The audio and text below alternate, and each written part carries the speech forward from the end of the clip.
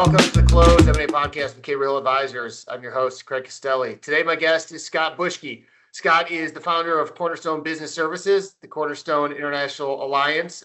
He's also a well sought-after speaker on topics related to M&A, valuation, exit planning. Scott, we're members of Cornerstone Alliance as well, have been for a couple of years. It's been hugely beneficial to us. But, it's a unique concept. You're bringing together people who are on paper competitors, yet, find ways to share knowledge and collaborate. So, for listeners who are hearing about CIA for the first time, tell us a little bit about it. Yeah, when I set up the Alliance, it was interesting because I was the chair of the M&A Source Association, about 700 member organization. And we did a poll of, what size are our members? And it blew me away where, 50% were one person shops, 40% were 2 to 5, and only 10% were more than 6 people. And, we were around 10 or 12 at the time. And so we were big, in the scheme of things for low middle market M&A advisory or investment banks, but we were still a very, very small company. And I looked around and saying, how can we have more horsepower? How can we be better and take care of our clients better? And I thought about the concept at M&A Source where we come together, we hear people speak, we're on panels, we share, best practices over, beers or over dinner. Everybody's like, man, that's the best 2.5 days of my life. And then we all go back, we climb into our silos, and we don't talk to anybody for 6 months or a year. I'm like, well, what if we could do that on a more regular basis? And not only do that with anybody, but only the best in class, the low middle market investment banks that are best in class. Wouldn't that be something? And the whole concept really started with, we're better together than we are apart. And, looking at, the thought was we're better together. We can get access to industry experts that we don't have at Cornerstone. We can access to boots on the ground in different parts of the country, or more so all over the world from different buyer groups. Access to more resources. With more resources and tools, we can take care of our clients better. And then lastly, which I found to be the most interesting, is just best practice sharing. And to your point of, right, we're all on paper competitors, but when we come together, we found that the collaboration and the best practice sharing is one of the things that's helped us all grow our practices and take care of our clients better. And I've seen studies out there too, where, there's things that say that only 20% of deals that get done are done by professional intermediaries or investment banks. So that means, we're not fighting over the 20%. Let's take a look at the 80% that's not being taken care of, and how do we, get the word out and continue to professionalize the industry. So that's where the Alliance came from. And now we're 35 firms worldwide and did over $2.5 billion in enterprise value last year. It's been pretty cool to see how this has grown over the last 8 years. It's very impressive. It's been fun to be a part of. It's funny because people will ask me from time to time, what other firms do we compete with?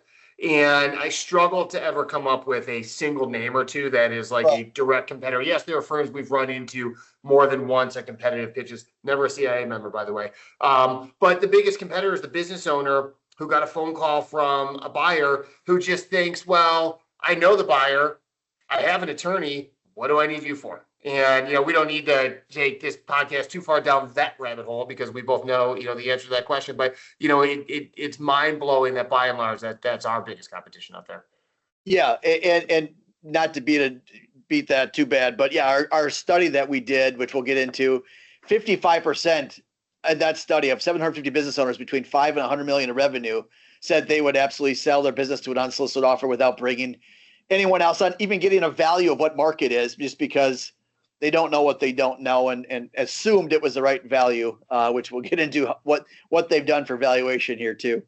Yeah, so let's get into that because that's really the meat of the discussion here. So you commissioned this survey, 750 business owners, all about their mindset around selling, and then the different advisors they work with some specific focus on financial advisors. So I guess just set the table. Tell us about the survey and the real core questions you guys were trying to answer. Yeah, when we set it up, EPI, the Exit Planning Institute, has a readiness survey that they've done, back in 13 and then again in 23. And I always was impressed with that to understand the readiness, but no one really has gone into the mindset of the business owner. And what do they think about when they're selling? Who are they going to use? Why would they use an investment bank? Why wouldn't they? When are they going to sell? Why would they not sell? Who is their trusted advisors? What do they expect from them? How have they valued? This is their largest asset. What have they done to understand value? And just timing on everything. And it was it was really surprising of some of the results that came out of this. Again, these are not business owners that just started up yesterday. They're 45 to 75 years old. They're all over the country, tied to the 2020 Census Bureau. And like I said, 5 to 100 million in revenue, broken out between 25% were 5 to 10, 10 to 25, 25 to 50, 50 to 100 million. So sophisticated businesses that have been around, for a while. And, one of them was, when we asked them, what is your mindset around selling? Whenever you decide to sell, what is your mindset? The number one answer was, I plan to sell my business when I'm physically and or mentally unable to continue. And if that should just scare the heck out of you as a business owner or an advisor going, oh my gosh, I'm going to run this thing till I can't anymore. And that's their mindset. It's like, how do we fix that mindset or help them educate? So that was one of the big items that came out of that study. I mean, that should scare the heck out of you if you're an employee or a customer of a business, operating that way too. Yeah. Yeah. And we've seen it. We've seen people run it, right to the last day. And because, what we found is that they're 65% of the study said they're not just tied to their business emotionally. Their identity is deeply tied to the business. Mm-hmm. So when the business is you, and if the business has success, you're successful. The business doesn't have success, you're not successful. And you don't have no idea what your identity is going to be after the company that sells or exits. That's one of the things that we really saw as a kind of something that kind of played out through a lot of these questions, was that their identity is so tied. These business owners, especially the boomers, have so much passion and pride. They're going to run this thing till they sell it, and then they're going to go into this next chapter. But if you don't know what the next chapter is, even if you're tired or burnt out, you're going to stay with what you know, because that's what you've done for the last several decades. Yeah, I mean, you talk about that a little bit and how they kick the can down the road on selling. Somebody says they're going to own the business for 5 more years. 2 years later, they say they're going to sell in 5 years again. And it's just, constantly pushing it out. 5 years is a pretty intangible difference, right? So is there anything that you see consistently break that cycle where they can actually appreciate the need to plan and execute on a timeline and then stick to it? Yeah, it's really their trusted advisors, whoever that person is. And what we found in the study, that the financial advisor was the number one trusted advisor to have that conversation. And you think it probably makes sense because their job is to do all the planning for that business owner, on the financial side of things. So where we see the cycle, hopefully being broken is because business owners have said, 54% said, I'm not going to talk to anybody about my sale because I'm afraid if word gets out, all my employees are going to leave tomorrow and I'll have nothing. Mm-hmm. So 54%, over half, said, I'm not talking to anybody. Another 32% said, I don't know where to start or even who to trust. So they don't know where to start, who to talk to, anything else. So the way to break this is really going to be that trusted advisor, again, mainly the financial advisor, sitting down with them and having what we call the conversation. It's not about the birds and the bees that you have with your teenage kids. It's about how, when, and why are you going to exit your business? Because there's one thing that's for sure of every business owner: you eventually will exit your business. It's a matter if you're doing it on your terms and vertical, or if you're doing it on somebody else's terms, or if you're going out horizontal, which unfortunately way too many business owners do. They spend their whole life working and don't really get to enjoy any of the benefits of it. And so that's where we've seen that if the trusted advisor can ask them just simple questions, and again, I think where they have concerns is that, well, if I start talking about the market, I don't know all the answers. It's like, oh, well, here's, they expect the financial advisor to go, well, here's what the market's doing, and here's what's going on, and here's the multiples. Like, no, all you got to do is ask questions like, Craig, Mr. Business Owner, have you had what we call an RMA, or real market analysis, or some kind of valuation done by a trusted, reputable M&A firm in the last year or two? Mm-hmm. If the answer is no, then, hey, I've got someone on my team, which we'll talk about, that can do that work. And maybe we should understand that, because 36%, when we asked them, how do you come up with your valuation? 36% said, well, we just sit down with our financial advisor. We just pick a number. I just come up with something and we throw that number in as an assumption. And that's really scary, because obviously those are almost 100% of the time wrong. So it's starting the conversation of, if you had a valuation, because once you have the valuation now and it's real, again, as you and I both know, there's firms out there that will do a valuation disguised as basically a way to get them as a client, tell them whatever they want to hear, get a $50,000, $100,000 retainer, and then never sell the company, have a 5 to 10% chance to sell. But someone like within CIA that is reputable, that's going to be able to tell them, here's what market is and why, and here's what you can do to enhance the value, and knows an okay answer. But once they know that real number, let's just say it's easy number, $10 million. Well, who cares what that number is? What's the net number? What are you going to net out of this thing? So then sit down with your tax people and your financial advisor going, what's my worst case scenario? Are there ways that we can, minimize taxes with different things up front? And then once you know your net number, let's just say it was 6 million worst case scenario, but because you had a year or two to plan, now it's 6.5, you saved $500,000 from Uncle Sam. But now you have to sit down with your financial advisor, because again, you don't know what $6.5 million can do for you and your family until you sit down with your financial advisor to say, okay, here's all the assets I have, here's all the debt I have, here's the lifestyle I want to live. Is there a wealth gap? Is there a gap there? And what is it? And does my net number meet or exceed that number? So, if your net number is 6.5 and your what we call the lifestyle number is 8, well, then you've got a choice to make as an owner. You've got two choices: either lower your lifestyle down to 6.5 because you're burnt out, tired, sick, and you don't want to do it anymore, and know what that looks like and be good with it, or say, nope, I have $1.5 million gap, and in the RMA, and I know when you guys do it too, if the numbers don't make sense, we'll give them probably the biggest 1, 2, or 3 levers that they can pull to enhance the value the most, or give them a business coach that they can work with. And then we just come back and do that RMA, every 6 months or a year until the numbers make sense. But it's really that trusted advisor starting the conversation, because otherwise they just don't know what they don't know. They're not going to start it because they're scared of confidentiality. And then they just keep pushing it out and pushing it out, because not only do they not know where they're going to do, they don't know what they're going to do next. And that's where we see a lot of regret, or we've seen people that once, quite honestly, at Cornerstone, once they're over 70 years old, we see that our closing ratio actually goes down. We have an 85% closing ratio, and you think, if somebody he or she's older, they're going to sell for sure. And what we found is once they get over 70, we still sell those companies, but it's less likely because they blow up the deal at the end of the day. And, we had one that we did a few years ago down in Iowa. Two brothers were majority owners, both in their 80s. Neither one of them worked in the company. One lived in Florida, one lived in Iowa. And the benchmark was 18.5 million. We ran our process and got like 18 different offers or something, like 20 some offers, I think 28 offers, and we had 4 buyers between 24 and 26.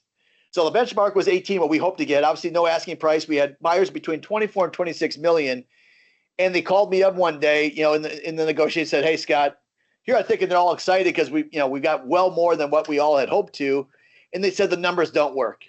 And I said, "Well, I'm confused because 24 at the worst case where we're at right now is still significantly above the 18.5 that we were trying to get." They said, "Yeah, the numbers just don't work." And they blew up the deal.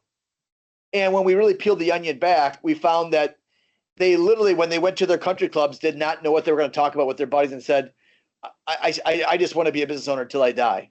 But yet they spent all this time and all this money and all this confusion and distractions within their company, only to find out that when it really came to signing on the dotted line, they just couldn't let go of their baby.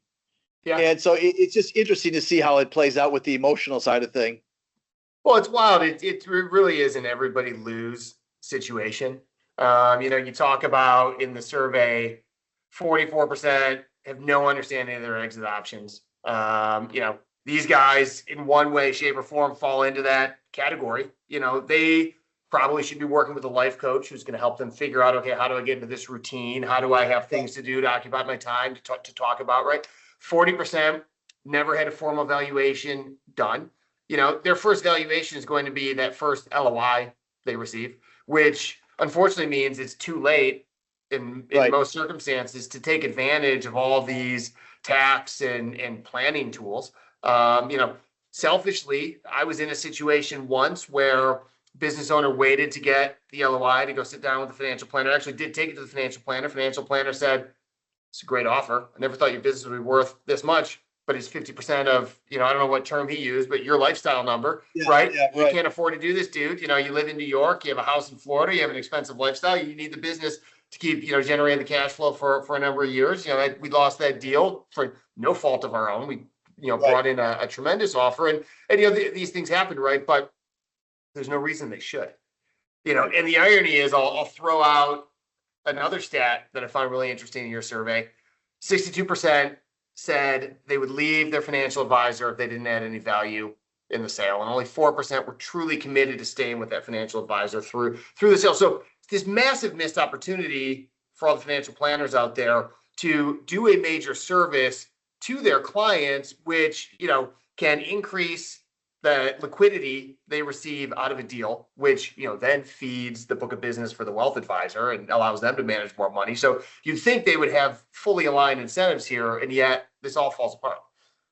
Yeah, what we learned with the financial advisors, and it was funny because before we did the study, as I speak around the country to different financial advisor groups at their national conferences, almost every time somebody would come up to me and go, "Man, I wish I would have heard you speak 2 months ago, 2 years ago, pick the number." And I go, "Tell me the story." And it was always some version of, I had Craig as a business owner client, and he had, maybe $500 to $1 million with me. He was with me for 10, 20 years. I took him out. He loved to play golf, so we went golfing once or twice a year. And in my tournaments, our wives and I went out for dinner a couple times. I even took him to sporting events because I wanted to stay close to him because he had a $30 million company, and someday I wanted those assets. But I'm just his wealth manager. I can't help him, business owner. He's smart. He's sophisticated. So finally, one day I heard through the grapevine that Craig sold his company. And I said, "Man, finally my payday," because I've been, but kind of taking care of Craig more than I should. Because he's a small client right now, but I know I got a chance to have him be a big client. And so I wait a couple of weeks because I'm sure you're busy. You're going to call me. I've been your financial advisor for the last 10, 20 years or more. And we've got a good relationship. We like each other, friendly. And 3 weeks go by, 5 weeks go by, finally 6 weeks go by. "Hey, Craig, this is Scott, your financial advisor. Congrats. I heard you sold your company." "Yeah, Scott. Yeah, I'm sure you've been busy. That's why I didn't want to bug you." "Yep, nope, I've been busy. Love to sit down and talk to you about investing those assets." "Yeah, absolutely, Scott. We could sit down." And then there's a pause. "But I got to tell you that ABC and XYZ financial advisor called me too. And, they have big firms and they specialize as business owners with me, like that have a lot of money and these big sales. And I've got to make sure that my wife and I sat down and we said we can't screw this up. We've never had this much money before. So yes, Scott, I'll meet with you, but I'm also going to meet with them." Mm-hmm. And I go from the front of the line as the advisor for 10, 20 years, taking care of you, managing your money, getting you good returns, to losing that to someone else that swoops in at the end of the day.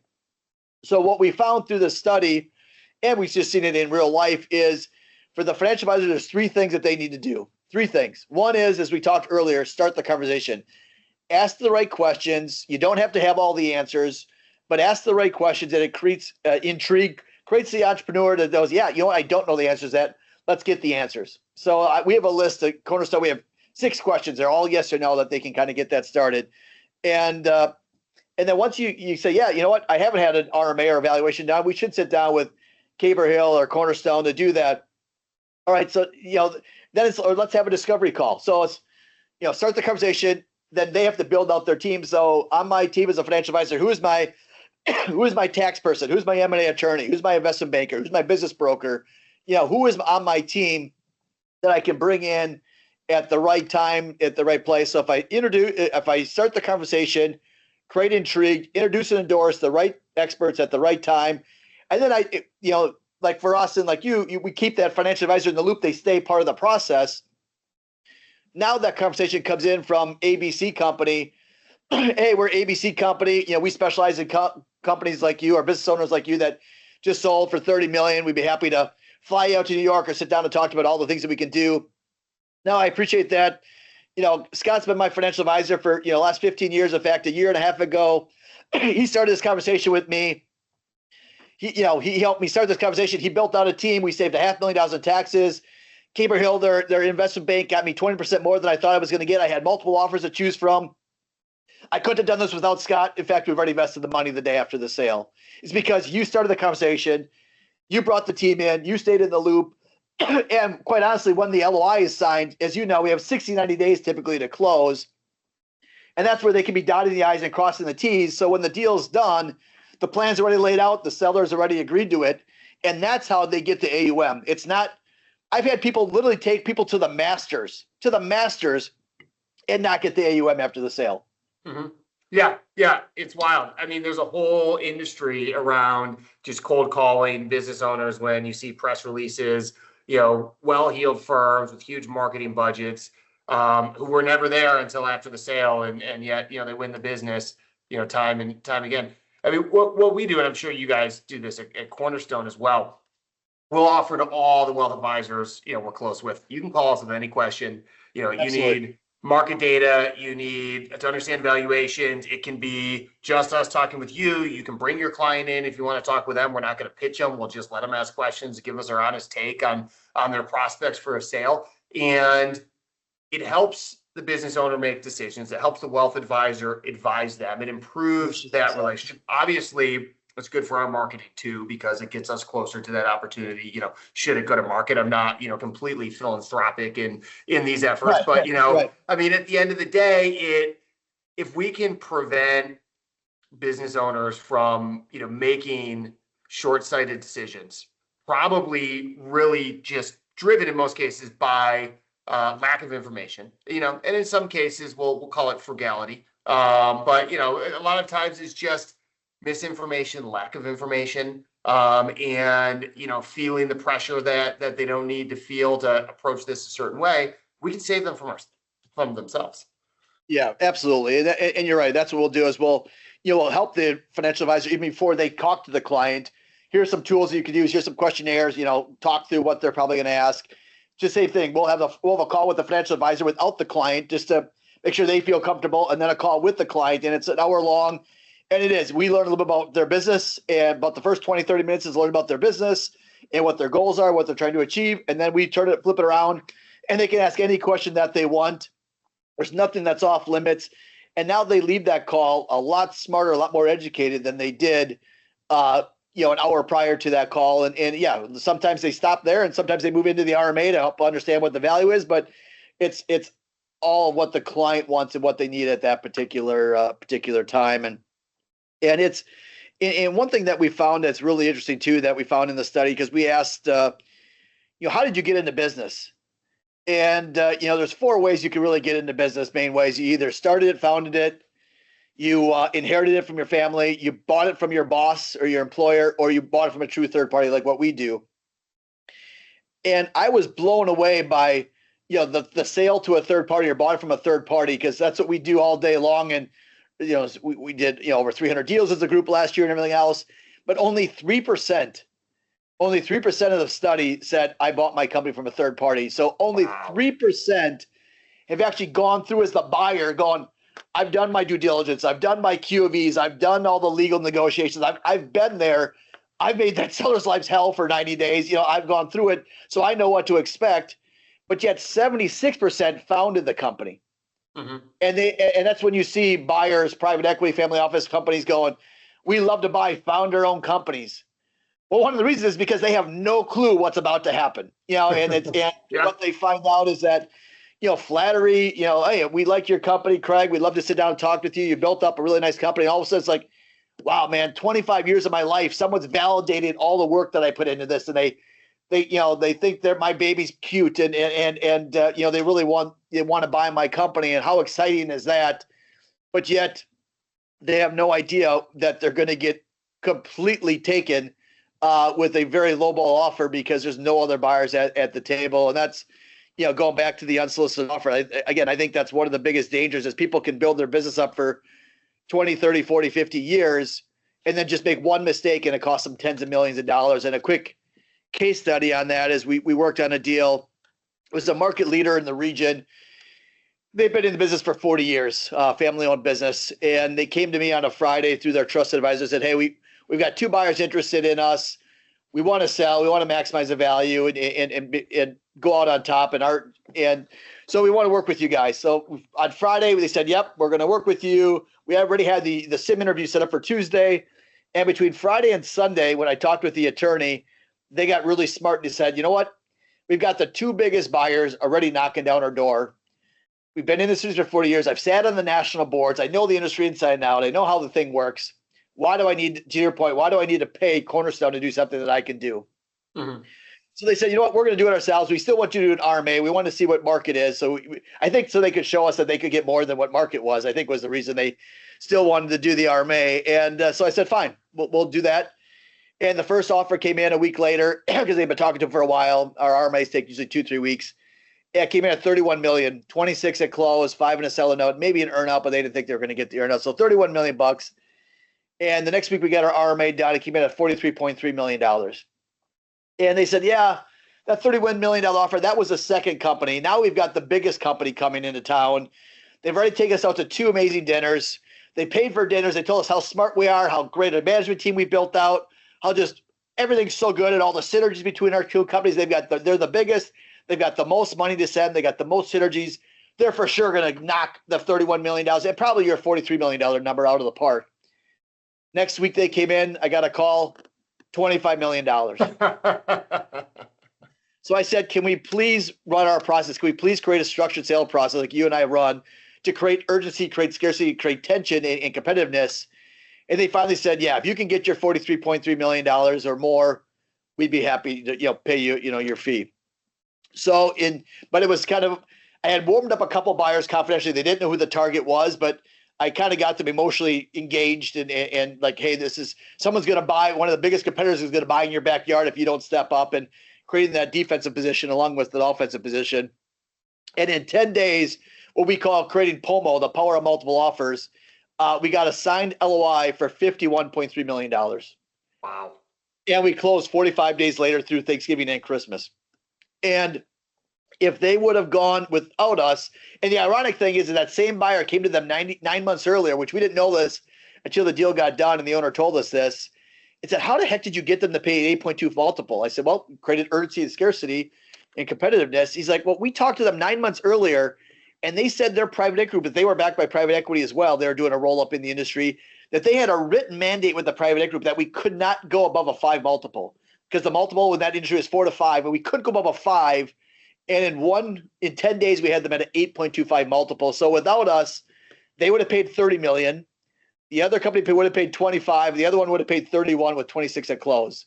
Mm-hmm. With us, 51.3, getting 80 plus 85% cash at close or something like that. So just a completely different game. And the financial advisors that was part of that deal that we kept in the loop got a check for $30 million to invest.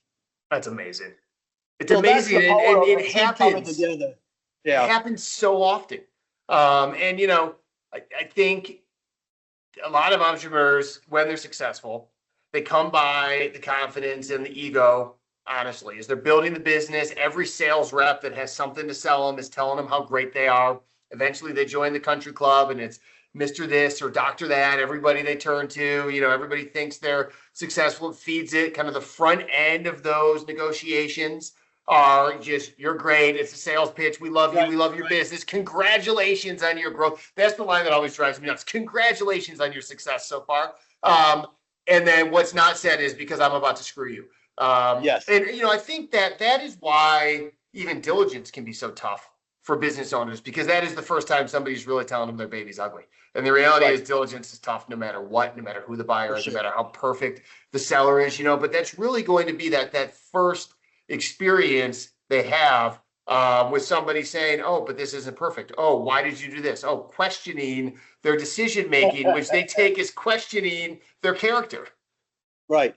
Yeah, no, and we see that. In fact, we just had 2 deals. One we closed and one we're trying to get signed up, but we had where they were working with a buyer, an unsolicited offer, and they told the unsolicited offer that they were going to work with us. And in both cases, one was a $10 million deal that we got to 14. The other one where the buyer came in at around 32 million, I think, and our RMA was 54 million. And the first, what do you think after they said, hey, we're going to work with Cornerstone, they're going to run a process? What do you think the first thing they said after that, the buyer said? Are you sure you want to do that? Yeah. What's it going to take for you not to sign with Cornerstone? That's amazing. And the other group's like, we can't pay a penny more. We've gone up, 40%. We can't pay any more. First phone call after they sent the email.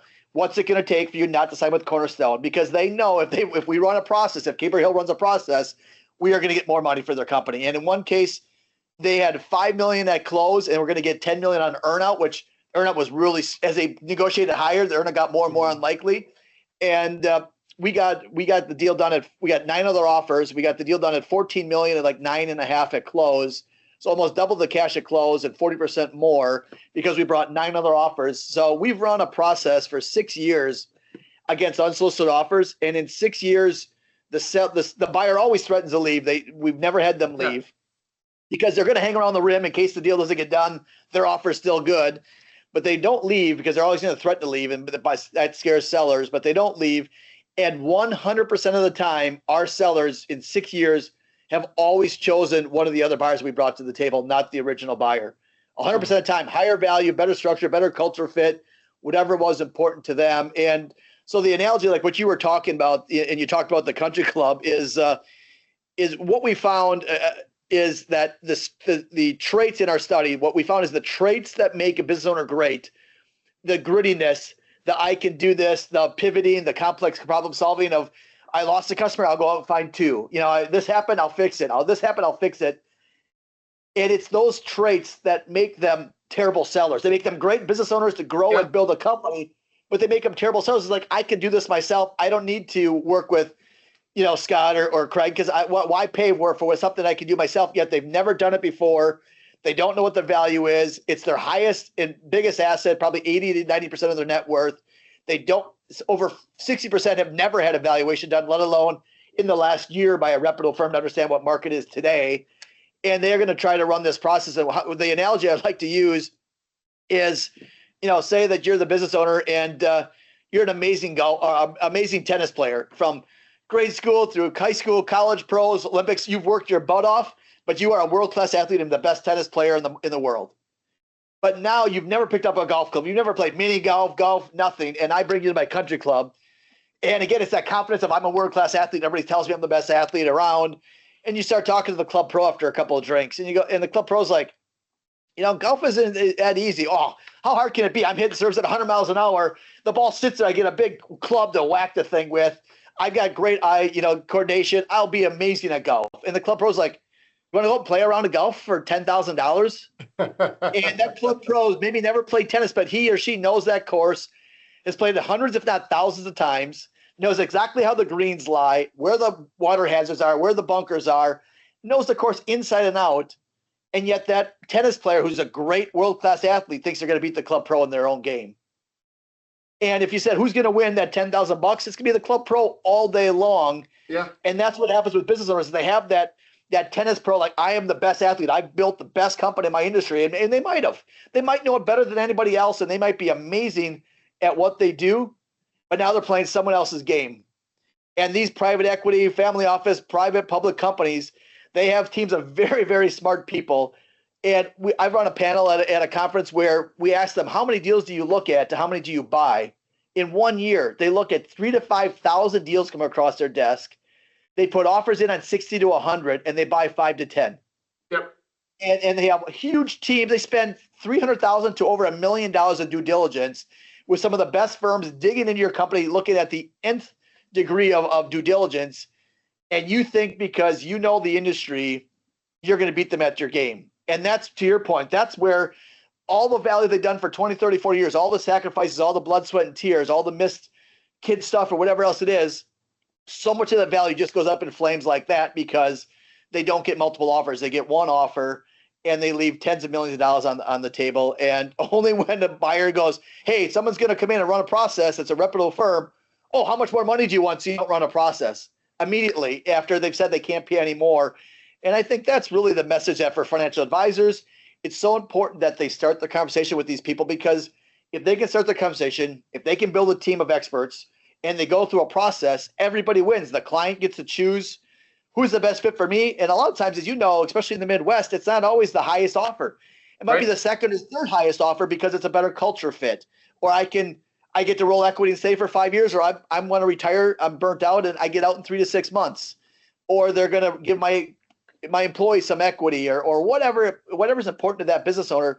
They get that peace of mind that they get to choose. Last year we had 8 offers per client. The year before that was 10 offers per client. So they get to choose who's the best fit for me, my family, my employees, my legacy, my business, not just here's an offer, take it or leave it. And oh, by the way, even if it's what I want to hear, if I'm the only buyer, I'm going to drag this process out. I'm going to keep asking for more things. What's going to be quick sale turns into 6, 9, 12 months. And they're going to eventually wait till your company dips or all the games that they play. They're going to buy that company at a lower value. And that's why private equity and others do so well, is they buy low, sell high, because these sellers, especially the founders, have no idea what their business is worth. My client would have probably said, well, 25, 31. Well, if I can get 34, 35 million for this thing. Oh, I killed it. Well, they left ignorance would have been $16 million. Yeah, they left $16 million on the table that the buyer's now going to take and do that. And the worst case scenario I've heard of this, and this, I wasn't party to this, but a financial advisor told me this story, is this is the worst I've ever heard. That guy had a digital marketing company, and a young guy, and he came to his financial advisor, hey, I just got this unsolicited offer for $10 million. What do you think? And the guy's like, well, it's $10 million. It's not, you've got no assets. It's all, your whatever you guys do and your secret sauce. And they ended up taking the deal for $10 million. And he thought, man, I really came out. I started this thing, and 12 years later, I sold it for $10 million. Well, the private equity group waited 1 year and 1 day. Why? Because, as you know, they wanted capital gains treatment in the sale, and they sold the company for $150 million. Wow. Now they did not bring $140 million of value in 366 days. They knew they had some secret sauce that they exploited and sold the thing for over $150 million. And again, that's the worst I've ever heard, but I've seen routinely where we get double the value of what an unsolicited offer is. In fact, the last 3 deals that we've done, the average premium over benchmark was 73%. And I think the CIA average, took it a longer term look at it, was like 36%. So it's not like, geez, I'm going to pay Craig, 3, 4, 5%. He's going to get me another 5%. Why go through all the headaches? I'll just do it myself. It's like, no, I can get you on average over a third more for the value of your company, and the peace of mind that you get multiple offers and a better chance of closing and closing sooner because of that competition versus, just taking the unsolicited offer and thinking that that's going to be the best deal for you. But what's crazy to me, and this is, really a well-kept secret outside of certain circles, is most professional buyers, especially in the PE and PE-backed world, would prefer the seller have an investment banker. And, I can't tell you how many times I've had a partner in a prominent PE fund say, we're working on this deal. It's proprietary. They don't have an advisor involved. Tell me the profile of the company. Would you be willing to work with them? Can I give them your name? Of course you can give them my name. I said, look, and hopefully it works out that you win the deal, but just know if they hire me, I am their fiduciary. I have to look out for their best interest. We may have to, run, some sort of process here beyond whatever they're doing on their own. Look, I get it.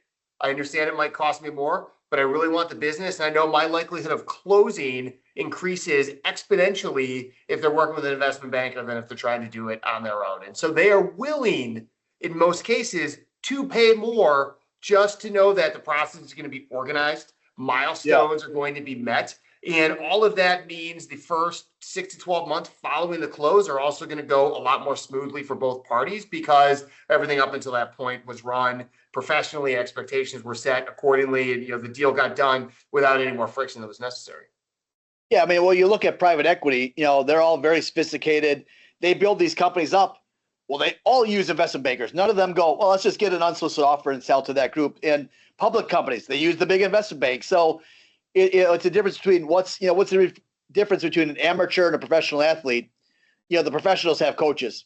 Michael Jordan had a shooting coach. Steph Curry has a shooting coach.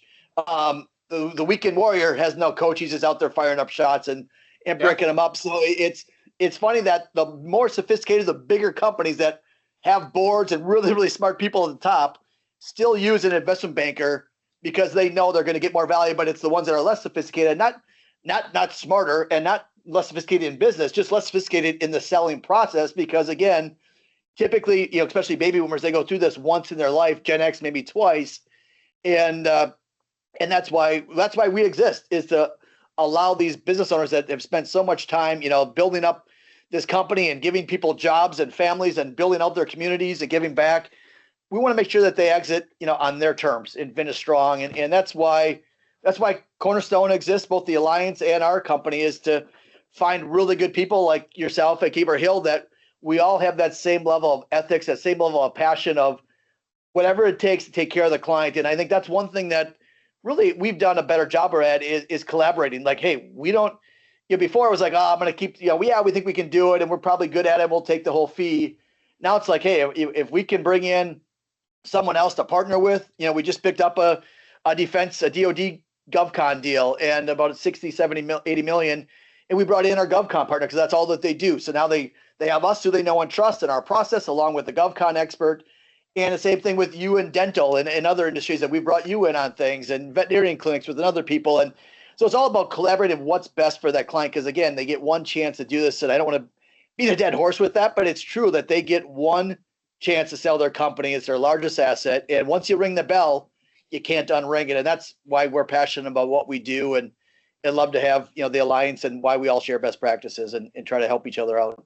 Yeah, absolutely. I always say there's two things that a PE firm would never not do when selling their company. One is they never sell a company without hiring an investment banker.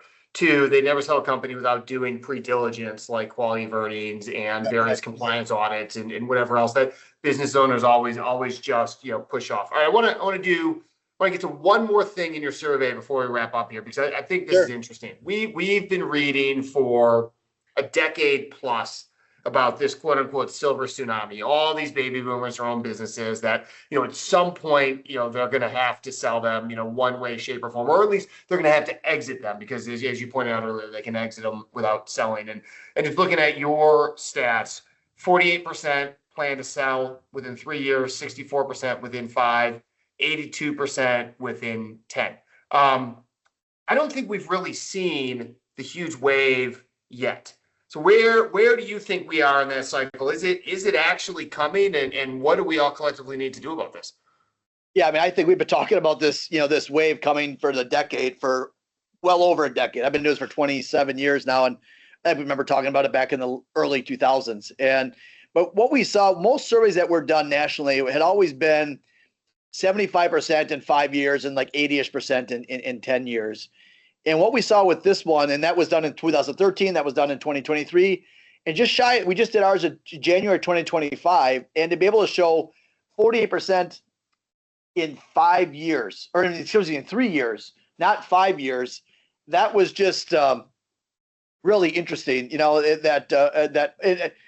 That most times, again, it would be like you said, 50% in 5 years, 75%, maybe 10 or whatever, and now to see 50% roughly in 3 years, I do think that that's coming. You look at the boomers now, and the youngest boomer is 61, 62. The oldest is around 80. The average is 67, 68.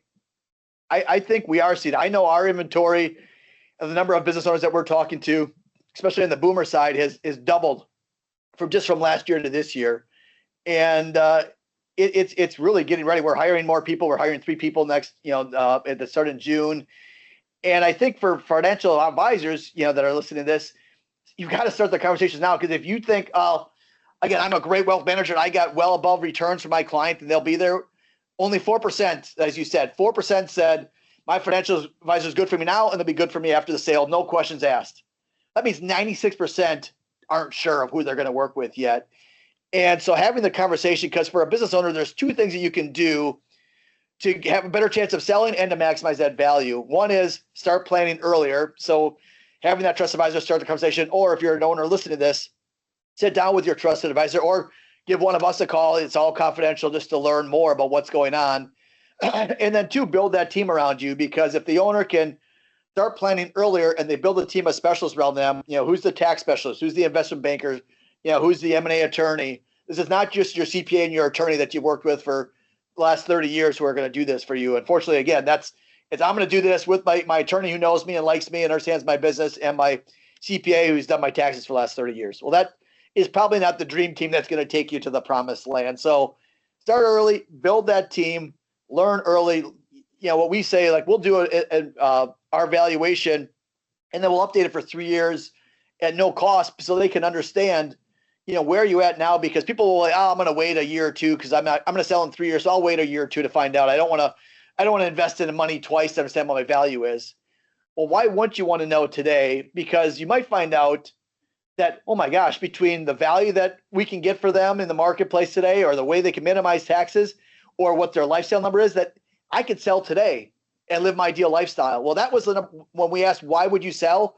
If I can live my my ideal lifestyle with my post-sale proceeds, when I can get that financial independence, that's when I would sell my business. But too many people don't ever take the chance to really understand where is that at. So having the conversation, doing the RMA, that valuation by a true investment bank that understands the marketplace of your size of company, doing the net number, doing the lifestyle number, that's where it really starts is by doing those things. Because like I said, you either can find out, holy cow, I could sell 2 to 3 years sooner, or boy, I put that number on 20 million in with my financial advisor, and now I go to Caber Hill and they're telling me 12. Holy cow, I got an $8 million wealth gap. Well, if you still got 2 or 3 years of energy left, you could fix a lot of things in that 2 to 3 years and probably be worth 20 million, but if you work on it right coming out. But if you wait till you're burnt out, tired, sick, and all of a sudden now it's like, man, I thought it was always going to be 20. It's 12. I'm burnt out. I can't go anymore. That's not a fun place to be. And just a quick story to wrap up my side is that one of the reasons I'm so passionate about this is my dad. And my dad was not really an entrepreneur. He was a corporate guy, worked for John Deere as an executive in John Deere's office for 28 years. And he was, my grandpa, his dad, was not a very nice person. He was a good guy, went to the war and came back. He was never the same like a lot of folks were. And so from the age of 10, he was the youngest of 5. From the age of 10, he was working at some level. And through high school, he worked. Through college, he put himself through college and worked all the way to 60. He was 60 years old. And he saw an opportunity within the Deere where he heard some rumblings that they're trying to get some of the old guys out to bring some new blood in and lower salaries and everything else. So he inquired about it and found out an opportunity where he could retire at 60 and get 2 years more of his pension. So get 30 years of pension for 20 years of service, get a year's severance, and plus his vacation paid out, which he had a ton of vacation. And he's like, I'm taking it. I've worked since I'm 10. I see this opportunity. I'm taking it now. I'm jumping on it. So he came home one day, and my mom always tells a story like, hey, how was work, Mike? Oh, it was good. I retired today. She's like, what? You're thinking of retiring? He's like, no, I'm not thinking about it, because 62 was always the year. He's like, no, I retired today. Like, I'm never going back to work again. And she's like, oh my gosh. And thank God he did, because he got to play golf with his buddies all the time. He got to travel with my mom. He got to go to the places he wanted to go to and check off the bucket list. He got to come up and hang out with the kids and grandkids for a while, because at 62, when he should have retired 10 days before my wedding, I get a call from my mom. He's on the golf course playing the best round of golf of his life. On hole 7, something kind of feels a little weird. By hole 9, he couldn't get out of the golf cart. He had a massive stroke on the golf course. He got flight for life down to Madison, Wisconsin. I run down there. He's hooked up to all kinds of tubes. He lived through the stroke, but it took him over a year to walk. And his mind, this guy was brilliant with numbers and was the master scheduler for Deere and all their locations. He couldn't balance his checkbook. He couldn't, if you said, here's a circle, draw me 2 o'clock on the clock, he couldn't draw it. Yeah. And so his body wasn't the same. His mind wasn't the same. He's frustrated as hell. And he finally died 5 years later at the age of 67 of cancer. So if my dad would have just waited until somebody finally said something like, oh, I can't do it anymore, he would have worked till 62, from 10 to 62, to have a stroke, live a crappy life for 5 years, and die of cancer. And that's not what life is about, especially for business owners. If you can live your ideal lifestyle, you've got to, and that's where we can help you separate your identity and your emotions from the business. And why did you get into it anyways? And we talk about what is on that bucket list. We talk about having people write it almost like a eulogy of what do you want to be remembered for? Because it's that grounds them into, and maybe it is, I'm going to run my business till the day I die. And as long as you're conscious that that's what you want to do, then great, go for it and be the best. But you might want to be the best grandpa or the best ex or dad or other things. And you get, man, I got caught up in the rat race. And that's where you and I can help them understand what is that true value. And then working with that team of what's the net number, what's my lifestyle number, is there a wealth gap or not? And if there's not, why would you wait? And that's why the biggest thing is for all the baby boomers is have that conversation, get that RMA done now by a reputable firm like Caber Hill or Cornerstone, because now you're making well-informed decisions. Because again, most business owners wake up one day, it's not fun anymore.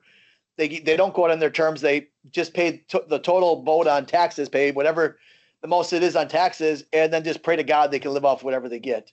Right. And they're frugal as heck, and they're afraid to spend any money. And I saw it with my mom that she was afraid to spend money.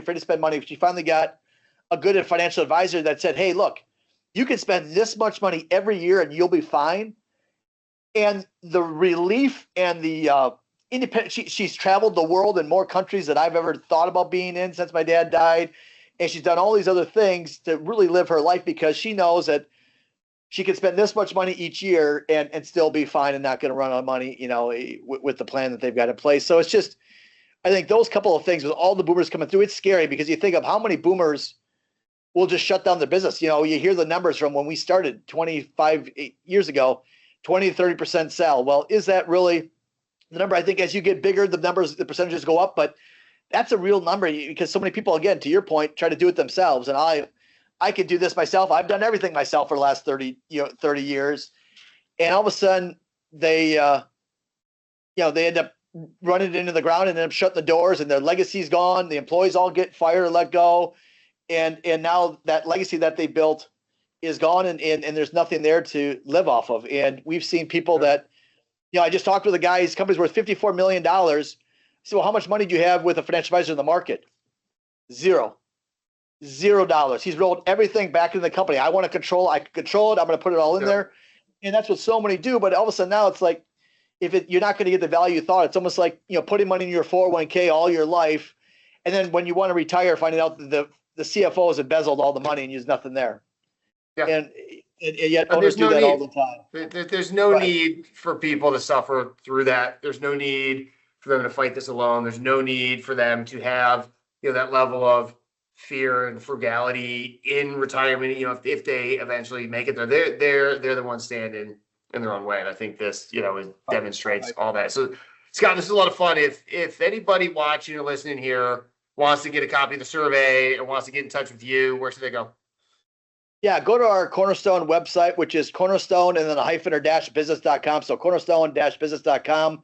If you go to our resource page, there's a study there for business owners. There's a study for financial advisors of what we found. There's white papers on POMO, the unsolicited offer versus multiple offers. There's all kinds of different resources there for the business owner and the financial advisor to be able to pull down at no cost. That's great. Well, it's been a lot of fun. Appreciate you joining here. Thanks everyone for watching us on The Close. Thank you.